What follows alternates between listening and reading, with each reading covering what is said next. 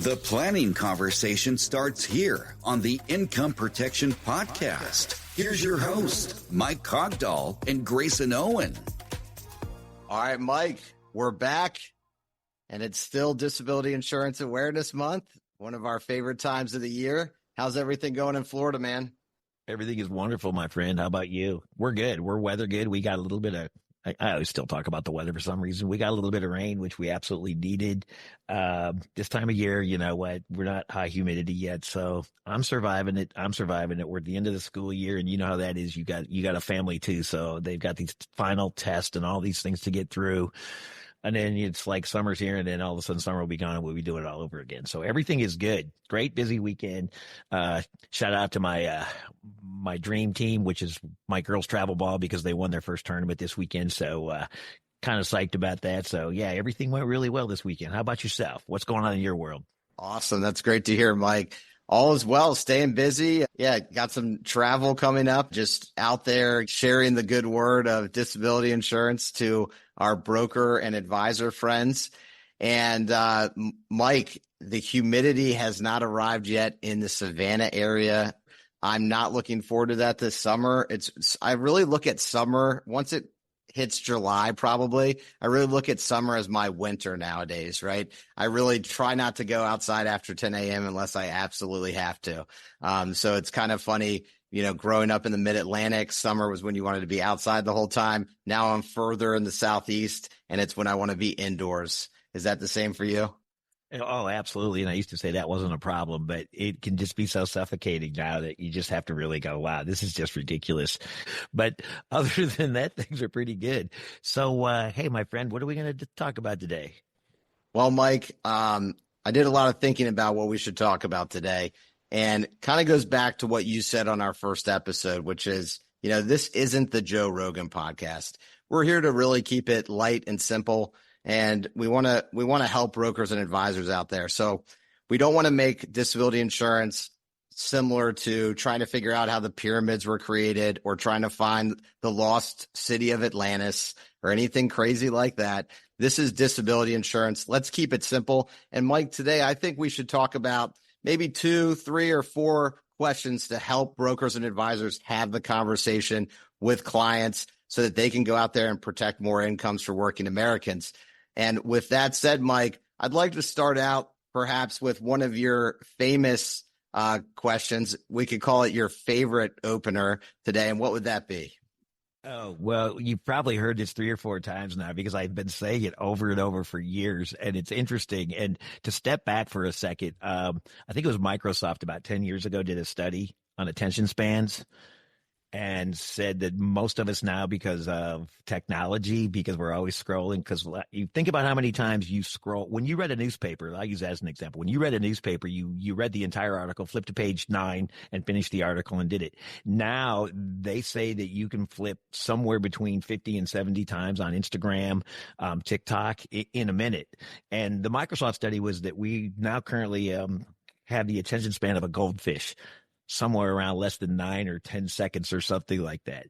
So why we repeat ourselves is so you get used to hearing these terms, and then you can take these terms, put them into your own vernacular, however you want to say it, and you go use it, because I think it's that important. And the one that I use the most and have always used for years and years and years is, let me just ask you one question. And it's a real simple question. Is your risk protection package current and up to date? And then you wait for a yes or a no. And you can elaborate, because we've talked about this a million times. Tell everybody what the risk protection package includes. But when you say it in that way, it makes that potential client or client stop and think about what you're about to discuss. Absolutely, Mike. So I think this is a great opener, and I'm glad we're starting with this question, because it really does open the conversation and has the client think about, oh, risk management. Wait, that means my insurance package. I think I have health insurance, and I definitely have auto insurance. I have to have that. I think they made me get renters or homeowners, and life insurance. I was sold life insurance before, so I think I'm good. Oh yeah, also I have health insurance through work.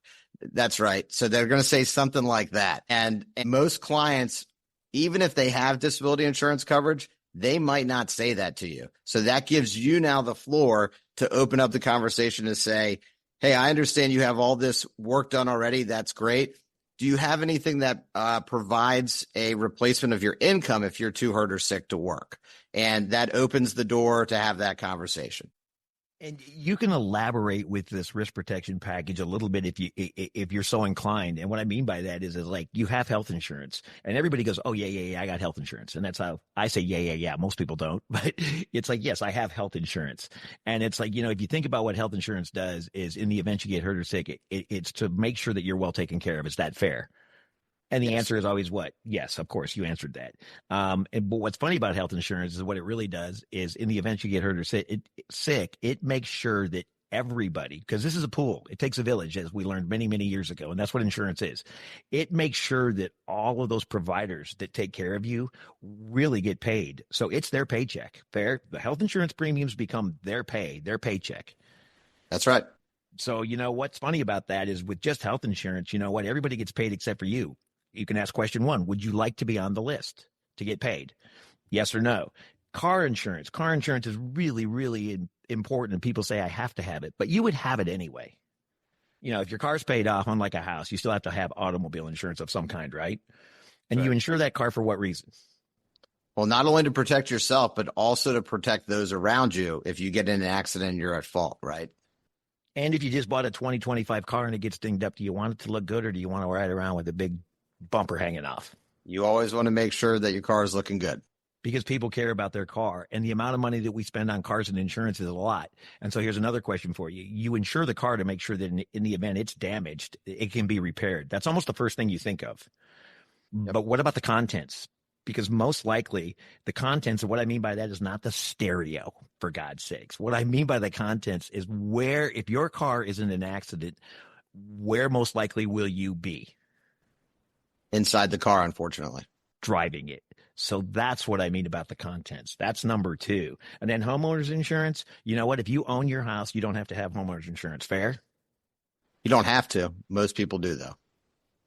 So if you own a home and you don't have homeowners insurance and it burns down, what happens? You are responsible for the cost if you choose to rebuild or what have you. And now quickly, an easy question for you, Mr. Client Grayson. Does that make sense? A $700,000 asset could be gone because some kid accidentally started a brush fire in the woods by your house? It does not make sense to me. I would not want that to happen. And we know these happen because we just saw the huge fire in New Jersey, correct? Started by a 19-year-old kid, and it was one of the largest fires they've ever had in New Jersey. So wow. These things happen. Back to the question is, risk protection. Now, we've taken those 3, and you can do 1, 3, or none of those, but that explains the risk protection package. And now you can go into a little more depth on what takes care of all of that. How do you have all those insurances? Simplest question in the world, right? How does it happen? You have to write checks, fair? Yes. And where do the checks come from? Your trust fund? Because you are a trust funder, right? Unfortunately, I am not a trust funder, and so every check I write for insurance comes out of my earned income. There we go. And what do you do about that one? Is that one protected as well? I'm not sure, Mike. We should probably look into that.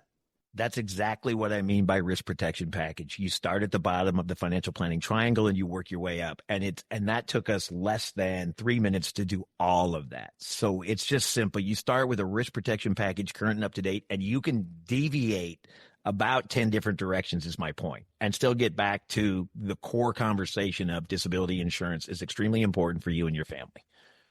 Yep, absolutely. I think right there, we just laid out the conversation that's likely to happen with your clients. So there's a great example for everybody to go start the conversation. Mike, I'm going to pivot over to what I have found to be a very powerful question, especially for clients who might push back a little bit, or perhaps they think they're invincible, right? And so when we do run into a client situation where then they're like, hey, I really don't think this is going to happen to me. This isn't important. What type of example of a client would you want to use in this situation? Well, to start with, let's say you make 20,000 a month and you're doing a great job and you're putting away 10 for retirement and you're in your early 30s right now. So you put away 24,000 a year, you 10% of your income. We're talking gross income, so you still got taxes, everything else. You've still got all your bills to pay, but you're doing a good job. And I'd say 10 is probably a pretty good job. It's 24 grand a year. Let's not compound it with interest and play a bunch of games, but let's just go along, and we've had 3 years running where we've done phenomenal. So we've got about 75, 80 grand set aside. Something happens in year 3, and let's just say that I decided that I'm a really awesome skier and I go to Telluride and I take a spill that is beyond a normal spill, which happens all the time skiing. It's not just a torn ligament this time. Let's say that you fall so hard or you get hit by a snowboarder or a skier and your pelvis gets cracked and you have a concussion and a bunch of other things. And if you break your pelvis, we know it's a fairly large bone. It could take upwards to a year to finally heal and get back up, because you could be bedridden for anywhere from 3 to 6 or 9 months. So using that as an example, you'd save 75 grand, your money, you're to the good already. You don't have income protection, no disability insurance at all. Where's the money going to come from to pay, let's call it that, $13,000 or $12,000 worth of bills a month, $14,000 worth of bills?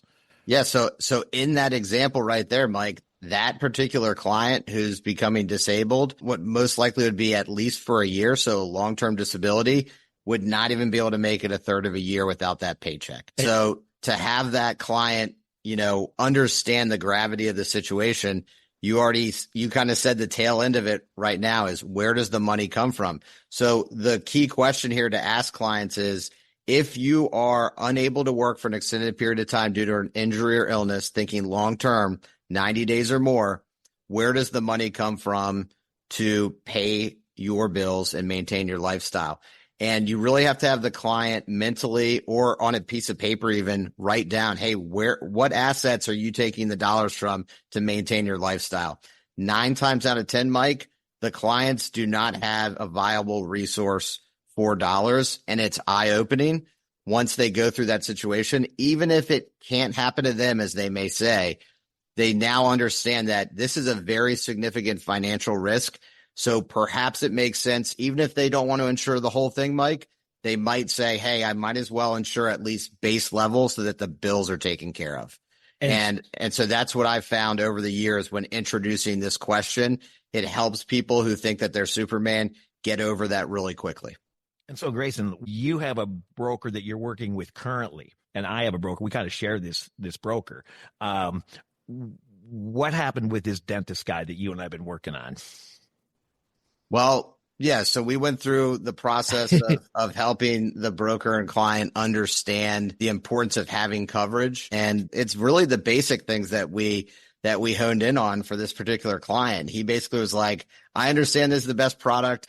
I just got to decide when I want it to start, how much it's going to be, and how long I want it to pay for, and make sure that premium fits my budget. Those 4 things that you always talk about, Mike, that's really the bulk of the conversation that we had to figure out. All the bells and whistles we spent 2 minutes on, because he knows it's true in occupation. He knows that there's residual for partial coverage and all those things that are needed for this occupation. And so after all of that was figured out, the client had to take some time and kind of, absorb and digest the information. And then, obviously popped back up out of nowhere and said, hey, I'm ready to rock. Where's the application? Let's get this going. And that was sent over the weekend, correct? Oh, yeah, absolutely. In our business, you kind of have to be, I know people like to check out at 5:00 on Friday and check back in 9 a.m. Monday morning. That's really not the nature of the insurance business. A lot of clients are really doing their stuff on the weekend. So if you have the bandwidth, it doesn't hurt to check your texts and your emails on the weekend. Make sure things are moving along. Sometimes that's the best time for your customers to connect with you. So keep an open mind to that. All we did is have the broker just kind of like stay on top of him, like you said, but not bug the heck out of him, because people do things for their own reasons. But the point is disability is like a nanosecond away. As I've said a million times, you know what? Your next visit to a physician for any reason could be the last time you're insurable for the rest of your life. Those are the types of ways we need to think about this particular product, is just put it into people's brain. It's almost like subconsciously put it into their head that, you know what? You're not Superman. You're just not. Nobody is. Unfortunately, nobody's Superman. It can happen to you too. You just remind people that things can, because it's around us every day. How many times do we drive our car, my friend? Just going to a gas station, going to the Winn-Dixie, wherever you shop. It happens so often. Yep. Near miss, always a near miss, or, God, I could have just got electrocuted. What was I thinking? Those kind of things. I just was trying to put the light, or, put the socket in myself. Damn near got electrocuted. These are the things that happen to people all the time. Yeah. And I mean, our job, Mike, and the broker's job out there is to go inform the client, educate the client. Then it's a game of time. And they have to make an informed decision themselves that they feel confident in order to move forward. We got to keep this simple and just go have the conversations, let your clients make their own decision for themselves. And Mike, I'll throw out one more thing here since we're talking about timing, and that is also over the weekend. And for the last probably 6 months, maybe even a year, I've been becoming more and more active on social media, on LinkedIn and sometimes YouTube, putting up content about disability insurance geared towards financial advisors and brokers. And something crazy has happened, especially in 2025. And that is that I've received more outreach, inbound messages on LinkedIn from brokers and advisors on weekends asking about certain cases and for us to connect the next week or two. And so because that's happening to me, I truly believe that similarly can work for advisors and brokers out there. Just because it's the weekend doesn't mean you can't schedule a post during the week. Even if you don't want to work on weekends, you can schedule it ahead of time for it to post on a Saturday at 10 a.m. Maybe your clients are on Facebook or Instagram or YouTube or LinkedIn, wherever they log into their social media, they might be scrolling. And it is a game of attention out there. So you want them to see that post and say, oh, yeah, I forgot I've been putting this off, or so-and-so broker reminded me that we need to have this conversation and I need to go reach out to them. You never know when that one piece of content that you're putting out there for marketing matters and helps a client move forward in the process. So just think about that in your marketing strategy. This is not a 5-day-a-week business. It's a 7-day. And even if you refuse to work weekends, which some people I understand don't want to, you can schedule your outbound posts during the week to be released over the weekend. So just a marketing tip there for you, for everybody who's listening, who's marketing focused. And I think social media, though, and that's a point well taken. Social media, as I just sat at a basketball tournament and had to watch 4 different basketball games over the course of the weekend, I would say 60% of the crowd is on their phone during the game. So what did there was a time you just went and you watched every single play of a basketball game. Now you've got certain parents that all they do is they miss the entire game to record their kid playing. Why don't you just enjoy the moment and watch your kid play? You don't need highlight reels of your kid when they're like 13 years old. Trust me, you just don't. I mean, and my point is the world is forever changed. But you look around a crowd, anywhere you go, for the rest of the week, anybody listening to us, if you're in a crowd somewhere, see how many people are enjoying a small concert or are filming or selfieing during the concert, and check. So social media is here to stay, is my point. And I've learned that from you. I've learned that from you and Alex, who we've already had on as a guest, that it's, it doesn't matter what your age is, Mike. This isn't going away. You can try to wish it away, but it's not going to happen. So I heeded your advice. And if I can do it, I think everybody should, because you've helped me immensely in that world, because I do now fully get it's not disappearing. It's just not going away.